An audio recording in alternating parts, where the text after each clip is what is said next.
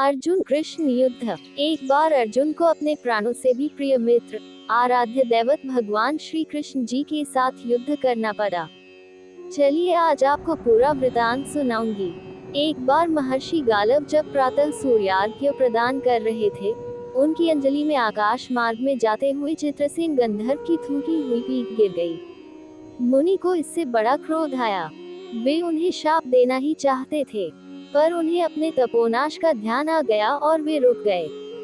उन्होंने जाकर भगवान श्री कृष्ण से शिकायत की।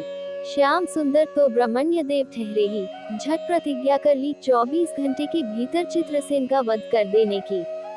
ऋषि को पूर्ण संतुष्ट करने के लिए उन्होंने माता देवकी तथा महर्षि के चरणों की शपथ ले ली। गालव जी अभी लौटे ही थे कि देवर्षि नारद वीणा झनकारते पहुंच गए। भगवान ने उनका स्वागत आतिथ्य किया। शांत होने पर नारद जी ने कहा, प्रभु, आप तो परमानंद कंद कहे जाते हैं। आपके दर्शन से लोग विषाद मुक्त हो जाते हैं, पर पता नहीं क्यों आज आपके मुख कमल पर विषाद की रेखा दिख रही है। इस पर श्याम सुंदर ने गालव जी के सारे प्रसंग को सुनाकर अपनी प्रतिज्ञा सुनाई। अब नारद जी को कैसा चैन। झटपट चले और पहुंचे चित्रसेन के पास।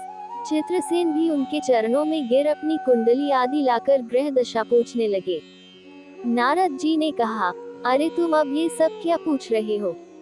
तुम्हारा अंतकाल निकट आ पहुंचा है। अपना कल्याण चाहते हो तो बस कुछ दान पुण्य कर लो। 24 घंटों में श्री कृष्ण ने तुम्हें मार डालने की प्रतिज्ञा कर ली है। अब तो बेचारा गंधर्व घबराया। वह इधर उधर दौड़ने लगा। वह ब्रह्मधाम, शिवपुरी, इंद्र, यम, वरुण सभी के लोकों में दौड़ता फिरा, पर किसी ने उसे अपने यहाँ ठहरने तक नहीं दिया। श्री कृष्ण से शत्रुता कौन उधार ले। अब बेचारा गंधर्वराज अपनी रोती पीटती पत्नी के साथ नारद जी की ही शरण में आया। नारद जी दयालु तो ठहरे ही, बोले, अच्छा यमुना तट पर चलो। वहां जाकर एक स्थान को दिखाकर कहा, आज आधी रात को यहाँ एक स्त्री आएगी। उस समय तुम ऊंचे स्वर में विलाप करते रहना। वह स्त्री तुम्हें बचा लेगी, पर ध्यान रखना, जब तक वह तुम्हारे कष्ट दूर कर देने की प्रतिज्ञा न कर ले, तब तक तुम अपने कष्ट का कारण भूलकर भी मत बताना। नारद जी भी विचित्र ठहरे। एक ओर तो चित्रसेन को यह समझाया, दूसरी ओर पहुंच गए अर्जुन के महल में सुभद्रा के पास। उससे बोले, सुभद्रे, आज का पर्व बड़ा ही महत्वपूर्ण है। आज आधी रात को यमुना स्नान करने तथा दीन की रक्षा करने से अक्षय पुण्य की प्राप्ति होगी। आधी रात को सुभद्रा अपनी 1-2 सहेलियों के साथ यमुना स्नान को पहुंची। वहां उन्हें रोने की आवाज सुनाई पड़ी। नारद जी ने दीनोद्धार का महात्म्य बतला ही रखा था। सुभद्रा ने सोचा, चलो अक्षय पुण्य लूटी लूं। वे तुरंत उधर गईं तो चित्रसेन रोता मिला। उन्होंने लाख पूछा, पर वह बिना प्रतिज्ञा के बतलाए ही नहीं। अंत में इनके प्रतिज्ञाबद्ध होने पर उसने स्थिति स्पष्ट की। अब तो ये सुनकर सुभद्रा बड़े धर्म संकट और असमंजस में पड़ गईं। एक ओर श्री कृष्ण की प्रतिज्ञा, वह भी ब्राह्मण के ही के लिए, दूसरी ओर अपनी प्रतिज्ञा। अंत में शरणागत त्राण का निश्चय करके वे उसे अपने साथ ले गईं। घर जाकर उन्होंने सारी परिस्थिति अर्जुन के सामने रखी। अर्जुन का चित्रसेन मित्र भी था। अर्जुन ने सुभद्रा को सांत्वना दी और कहा कि तुम्हारी प्रतिज्ञा पूरी होगी। नारद जी ने इधर जब ये सब ठीक कर लिया, तब द्वारका पहुंचे और श्री कृष्ण से कह दिया कि महाराज, अर्जुन ने चित्रसेन को आश्रय दे रखा है, इसलिए आप सोच विचार कर ही युद्ध के लिए चलें।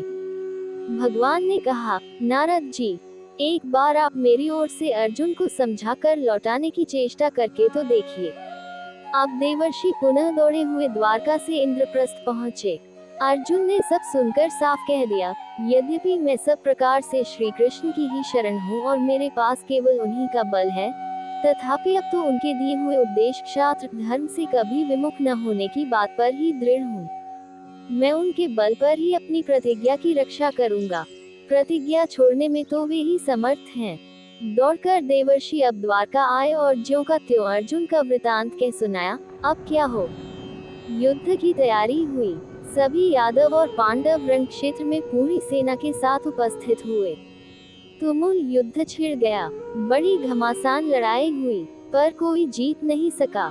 अंत में श्री कृष्ण ने सुदर्शन चक्र छोड़ा, अर्जुन ने पाशुपतास्त्र छोड़ दिया। प्रलय के लक्षण देखकर अर्जुन ने भगवान शंकर को स्मरण किया। उन्होंने दोनों शस्त्रों को मनाया। फिर वे भक्तवत्सल भगवान श्री कृष्ण के पास पहुँचे और कहने लगे, प्रभु राम सदा सेवक रुचि राखी, वेद पुराण लोक सब राखी। भक्तों की बात के आगे अपनी प्रतिज्ञा को भूल जाना तो आपका सहज स्वभाव है। इसकी तो असंख्य आवृत्तियां हुई होंगी। अब तो इस लीला को यही समाप्त कीजिए। बाण समाप्त हो गए, प्रभु युद्ध से विरत हो गए। अर्जुन को गले लगाकर उन्होंने युद्ध श्रम से मुक्त किया, चित्रसेन को अभय किया। सब लोग धन्य धन्य कह उठे, पर गालव को ये बात अच्छी नहीं लगी। उन्होंने कहा, ये तो अच्छा मजाक रहा। स्वच्छ हृदय के ऋषि बोल उठे, लो मैं अपनी शक्ति प्रकट करता हूँ। मैं कृष्ण, अर्जुन, सुभद्रा समेत चित्रसेन को जला डालता हूँ।